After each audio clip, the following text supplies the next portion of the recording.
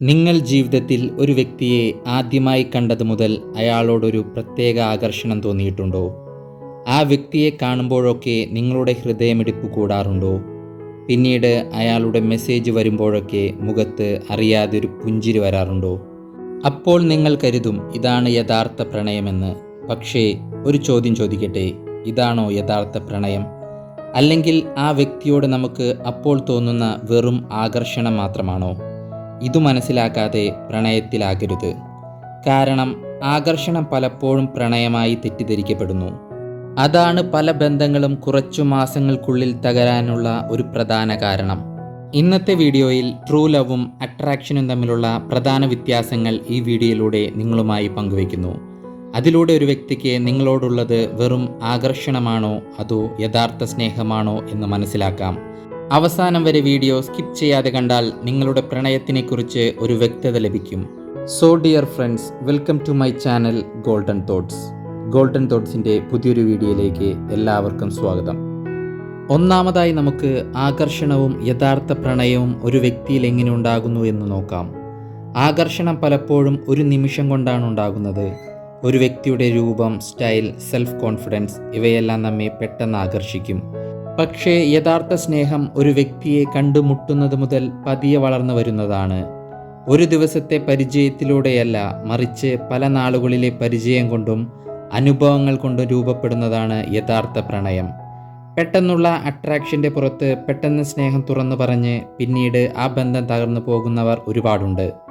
എന്നാൽ പരസ്പരം മനസ്സിലാക്കി പതിയെ വളർന്നു വന്ന പ്രണയങ്ങളാണ് കൂടുതൽ ശക്തിയോടെ നിലനിൽക്കുകയുള്ളൂ. രണ്ടാമതായി പറയാൻ പോകുന്നത്, ഒരു വ്യക്തിയോട് അട്രാക്ഷൻ തോന്നുമ്പോൾ ആദ്യം ശ്രദ്ധ പോകുന്നത് അയാളുടെ ബാഹ്യമായ ഭംഗിയിലേക്കാണ്. അയാളുടെ സംസാരം, സ്റ്റൈൽ, മുഖസൗന്ദര്യം മാത്രം നോക്കുന്നു.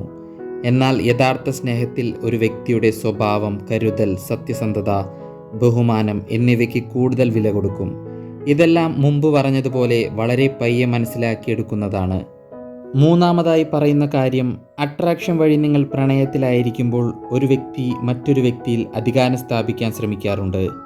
നീ എൻ്റെ കൂടെ മാത്രമേ ഇരിക്കാൻ പാടുള്ളൂ, എന്നോട് മാത്രമേ സംസാരിക്കാൻ പാടുള്ളൂ എന്ന പിടിവാശികൾ കണ്ടുവരുന്നു.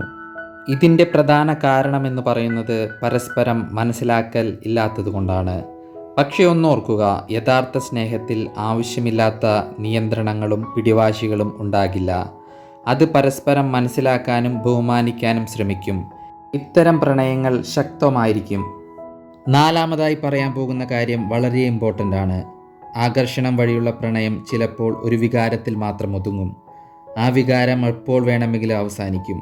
അതിനുശേഷം അവർക്ക് നിങ്ങളോടുള്ള ആകർഷണം കുറയും, പതിയെ നിങ്ങളെ ഒഴിവാക്കും. യഥാർത്ഥ സ്നേഹത്തിൽ വികാരങ്ങളെക്കാൾ ഉപരി ഭാവി കാര്യങ്ങളിൽ ആയിരിക്കും ശ്രദ്ധ ചെലുത്തുക. കൂടാതെ ലക്ഷ്യങ്ങൾ, മൂല്യങ്ങൾ, ജീവിത രീതി എന്നിവയ്ക്കും വളരെ പ്രാധാന്യം കൊടുക്കും. അഞ്ചാമതായി പറയാൻ പോകുന്നത്, പെട്ടെന്നുള്ള ആകർഷണത്തിലും യഥാർത്ഥ സ്നേഹത്തിലും കണ്ടുവരുന്ന പ്രധാനപ്പെട്ട ഒരു വ്യത്യാസമാണ്. മുമ്പ് പറഞ്ഞതുപോലെ ആകർഷണം ചിലപ്പോൾ വളരെ ശക്തമായി തുടങ്ങും. പക്ഷേ പ്രണയത്തിൽ വെല്ലുവിളികൾ വരുമ്പോൾ പിന്നീട് ആ പ്രണയം അവസാനിക്കും. എന്നാൽ യഥാർത്ഥ സ്നേഹം സമയം, വെല്ലുവിളികൾ, മാറ്റങ്ങൾ എന്നിവയിലൂടെയാണ് കൂടുതൽ ശക്തമാകുന്നത്. വീഡിയോ അവസാനിപ്പിക്കുന്നതിന് മുമ്പ് ഒരു ചോദ്യം ചോദിക്കട്ടെ, നിങ്ങളുടെ വികാരം യഥാർത്ഥ സ്നേഹമാണോ അല്ലെങ്കിൽ വെറും ആകർഷണമാണോ?